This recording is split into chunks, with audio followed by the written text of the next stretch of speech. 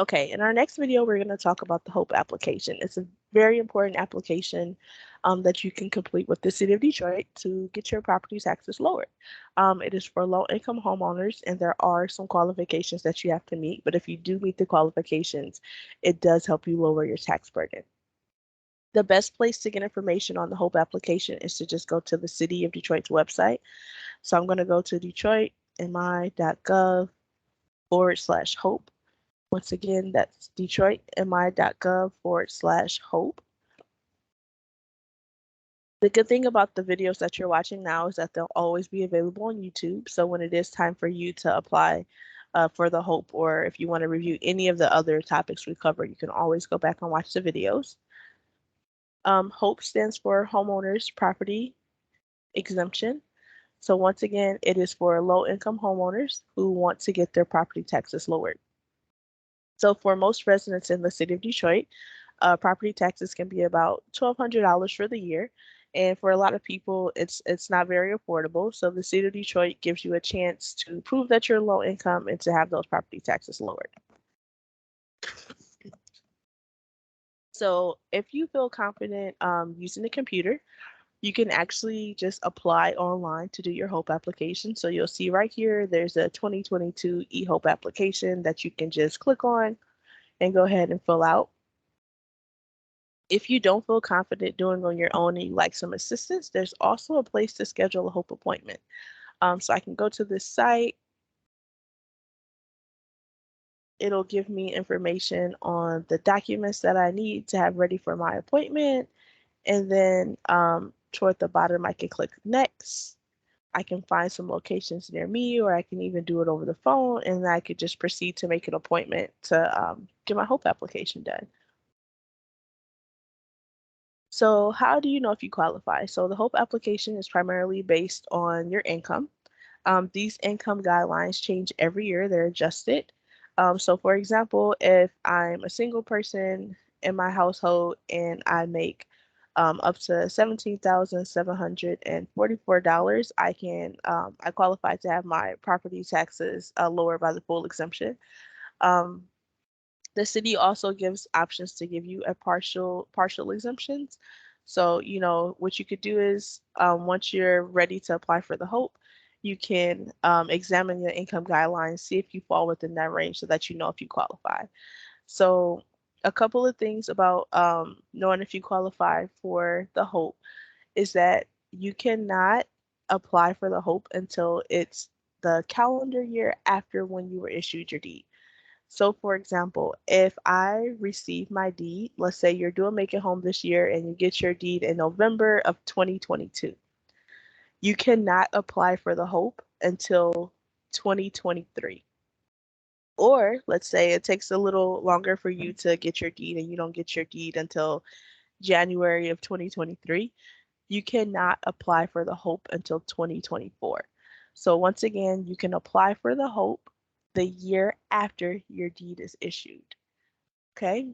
And what's really important is like the timing of the applications as well.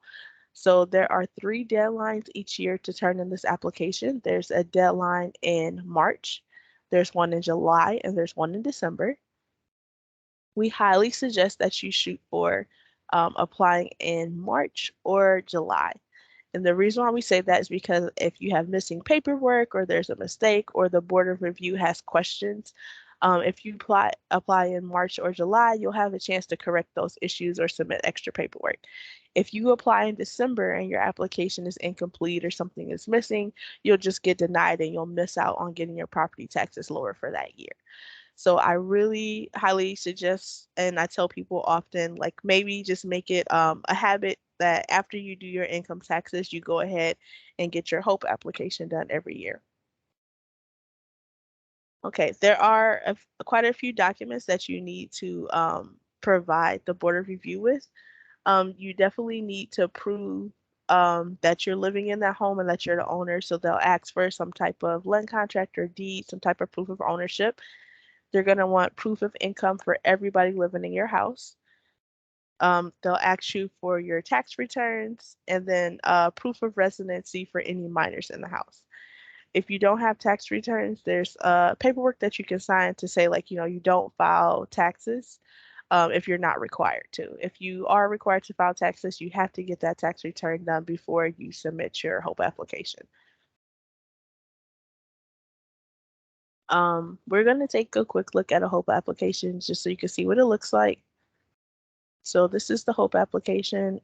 If you don't feel confident, doing it online, but you still want to do it yourself, you can also just download the application and print it out and complete it.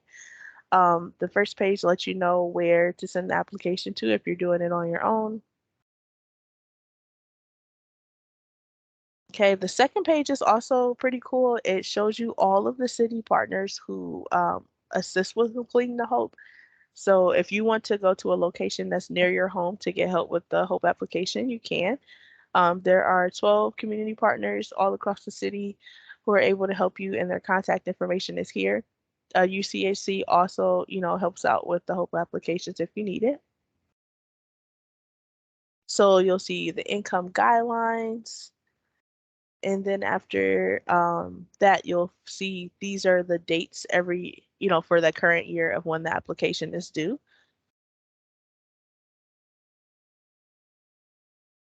And then the application starts. So we'll just quickly look at it. So part 1 just asks you to give your personal information.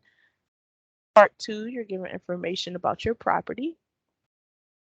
Part 3, you fill out if you own any additional properties. Part 4 is going to ask you about your employment. Part 5, you list all of your sources of income. Part 6, you list information about your checking, saving, and/or investment accounts. Part 7, they ask about life insurance policies if you have them. Part 8, you enter information about your vehicles. Part 9 is information about everybody that's living in your home and their income. Part 10 looks at your personal debt. So if you have credit card bills or medical bills, student loans, you enter that information there. Part 11 will ask you about your monthly bills. So, how much do you spend on DTE, your water, cable, and things like that. Then there are a couple of disclosures and policy guidelines that you have to acknowledge. There's other forms that you fill out about, if you're, excuse me, if you are on a fixed income or not. This form you fill out if you are not required to file income taxes. There's a request for a transcript of your tax return. And then there's that PRE form that we talked about a couple videos ago. The city makes sure that you have that. You have to have one of those on file in order to get approved for HOPE. And then the last part is pretty much a statement where you can kind of tell your story to the Board of Review and let them know what's going on. And then after that, there'll be a document checklist just to make sure that you included all required documents. So that's just kind of what the HOPE application looks like.